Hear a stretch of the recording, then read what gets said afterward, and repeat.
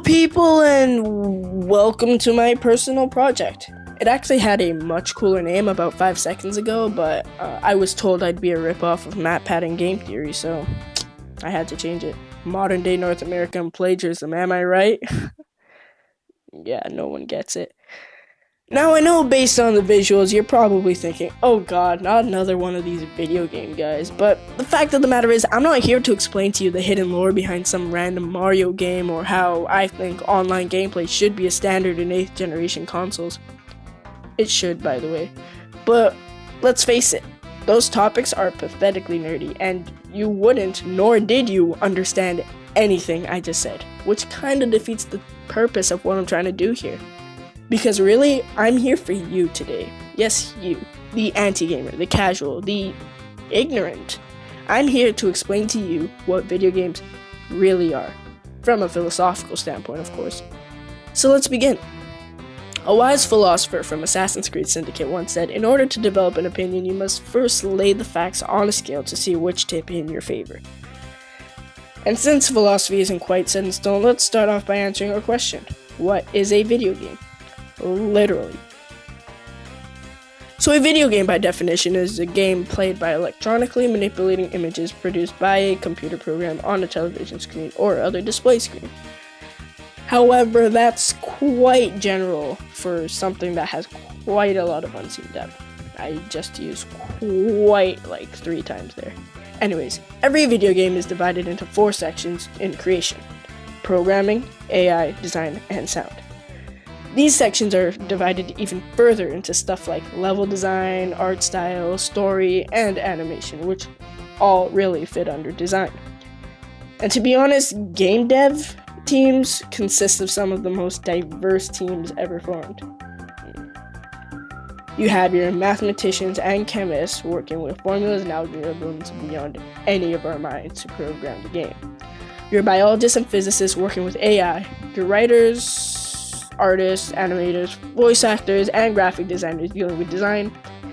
And finally, your composers, your DJs, and your musicians dealing with sound.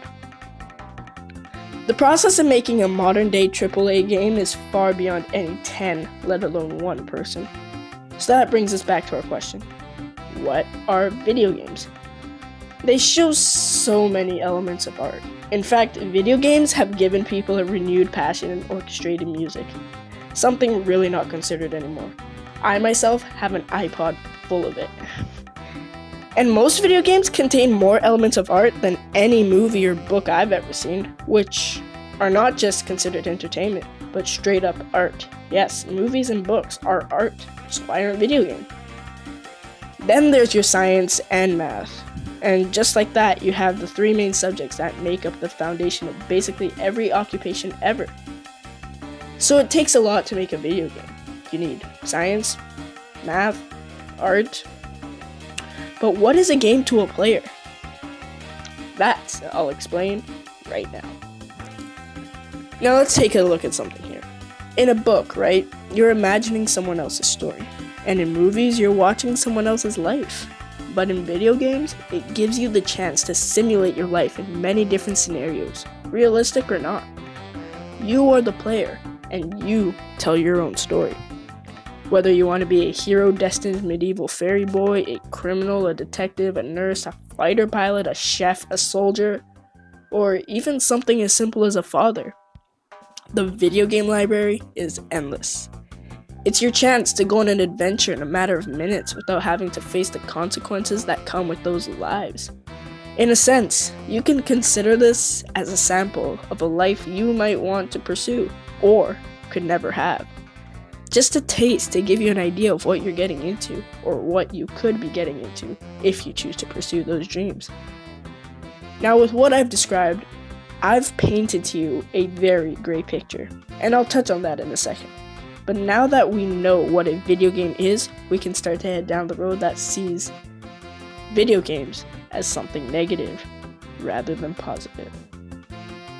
Now there are many, and I mean many things people say to really destroy the image developers try to create with their games. And though many are common misconceptions held by the more older audience who didn't really grow up with video games, some of these are very true.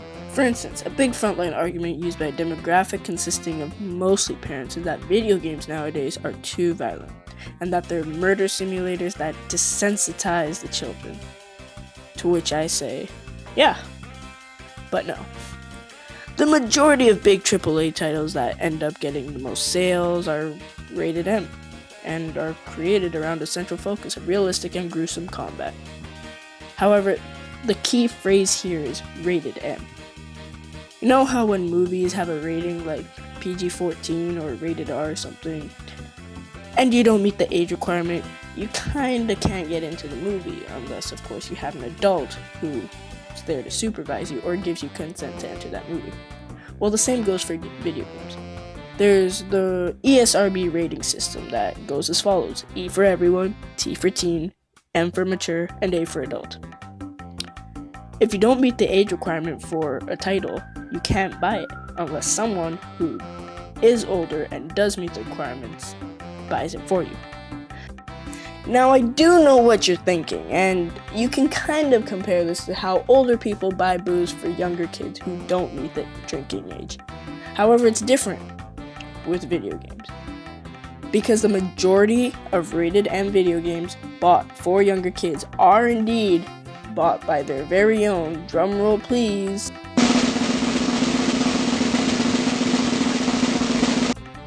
parents. There's a huge library of games that don't have violence and yet are still considered amazing titles. The video game library is infinite, and parents, if you know your child can't handle mature content, don't buy them mature games. It's as simple as that. Now, the next misconception is that video games are for kids. Older people who play them have no life, and it's a waste of time. To which I say, yeah, if that's all they do. People do get paid just to play games. However, the people who spend their whole lives playing video games to no self-benefit whatsoever really leave a bad mark on the people who play it just as a little competitive hobby or a fun casual pastime. When it becomes an addiction, it does become a problem. However, once again, this could be said for anything. As we all know, you can get addicted to literally anything. If all you do is read dystopian literature or watch The Walking Dead on Netflix, then you know better than that guy who's playing Call of Duty all day. So my question here is, do we blame food for people eating too much? No. So why do we blame video games? Anything can be abused. But when used right, video games can turn out to be a beautiful, beautiful thing. So next time you run into someone throwing their life away playing Destiny, first burn it, because it's absolutely horrible, then buy them a proper game, and then do as many have told you not to many times before. Hate the player, and don't hate the game.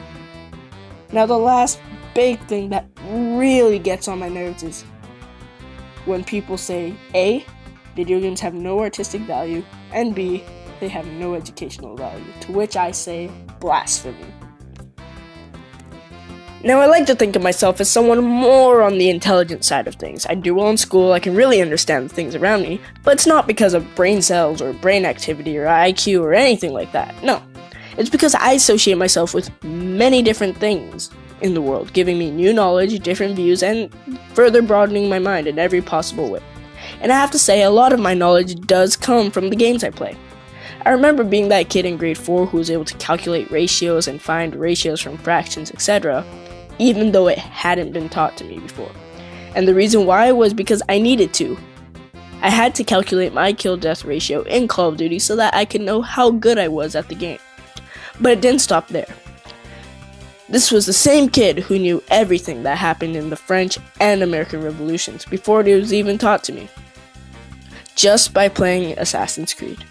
My reflexes are above average, and I can easily detect patterns and solve puzzles quite easily, all because 99% of video games require you to do so.